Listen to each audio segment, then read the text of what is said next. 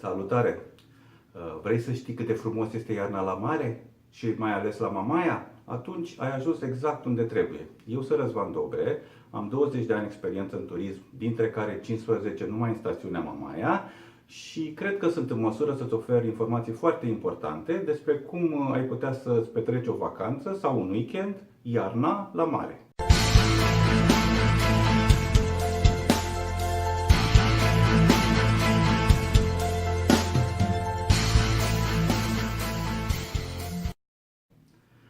Bun, având în vedere că sunt foarte multe informații pe care ți le pot da, m-am hotărât să fac mai multe filmulețe, grupate toate într-o miniserie de 5 episoade, despre ce ai putea să faci iarna la mare.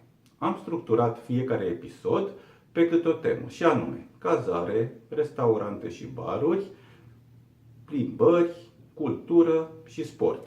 Sper astfel să acopăr cam tot ce este de făcut într-un city break iarna la mare. Gata, am stabilit coordonatele și putem să începem.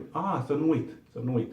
Vă rog să vă abonați la canalul meu de YouTube și să activați și clopoțelul de lângă, care vă va notifica de fiecare dată când postez câte un filmuleț nou. Vă încurajez să comentați chiar aici pe YouTube și să-mi spuneți părerea voastră despre film pentru a o putea discuta. Hai să facem un test chiar acum. Scrieți-mi în comentariu din ce oraș vedeți acest film și mă va ajuta pe viitor pe mine să creez filmulețe mai personalizate și interesante pentru fiecare. Acum, hai să începem primul film din seria Iarna la mare cu cazarea. O să vă spun cam ce aș face eu pentru a rezerva o cameră la un hotel și la final o să vă dau două sfaturi pentru cei care își fac rezervare last minute. După cum știe toată lumea, opțiunile de cazare în vremurile noastre sunt destul de diversificate. Hoteluri, apartamente de închiriat, hosteluri și multe altele. Astăzi o să mă refer doar la hoteluri. De ce?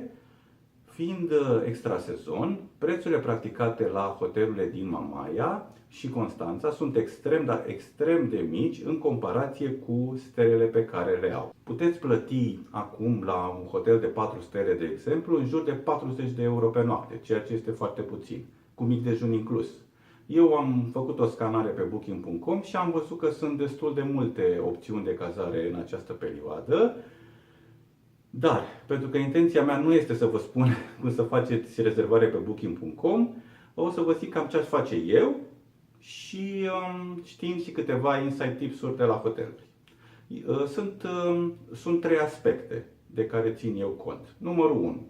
Intru pe Booking.com, TripAdvisor și alte site-uri de review-uri și citesc review-uri și comentarii referitoare la această perioadă. De ce? Pentru că sunt foarte multe hoteluri care nu anunță nici pe site-ul propriu, nici pe Booking că au anumite servicii închise în această perioadă, fiind extrasezon și pentru că trebuie să-și reducă costurile. Dar clienții le observă și le trec în comentariile lor. Și atunci mă informez din timp să știu dacă este închis vreun serviciu, vreun restaurant sau altceva de la hotel. Apoi numărul 2. După ce restrâng la 1 sau 2 hoteluri, intru pe site-ul propriu al hotelului și mă informez cât mai mult de acolo despre serviciile acestuia.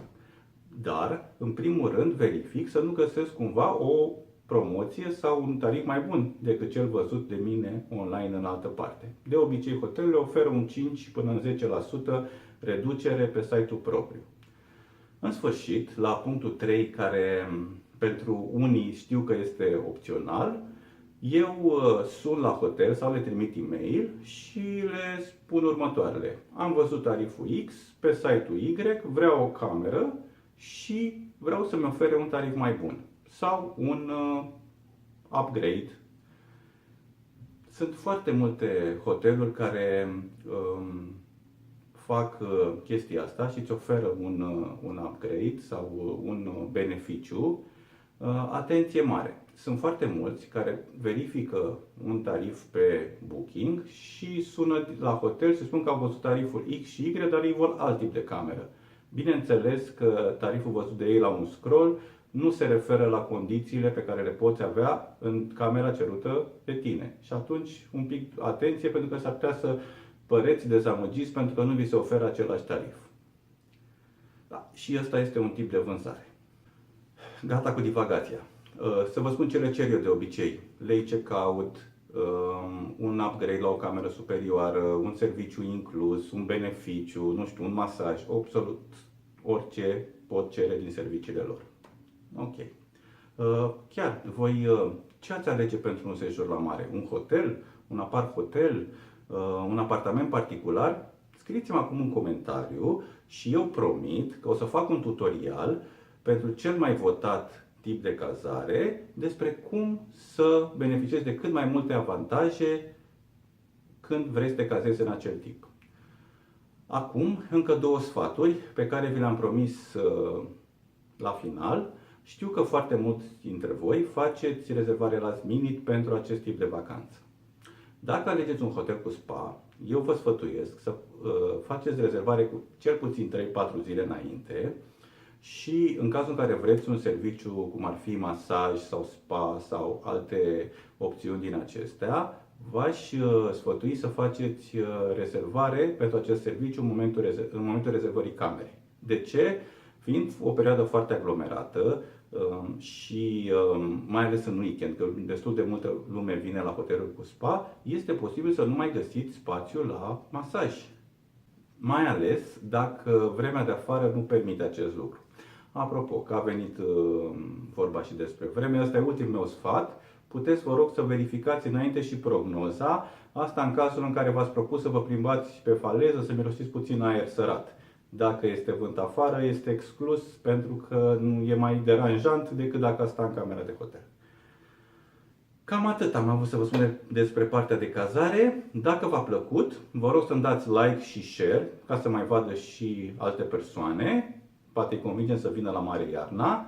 Aștept comentariile voastre despre acest film ca să mă ajute pe viitor să le fac cât mai interesante și informații cât mai bune. Nu uitați să vă abonați la canalul meu ca să puteți primi informații despre filmele pe care le postez și apăsând și clopoțelul de notificări.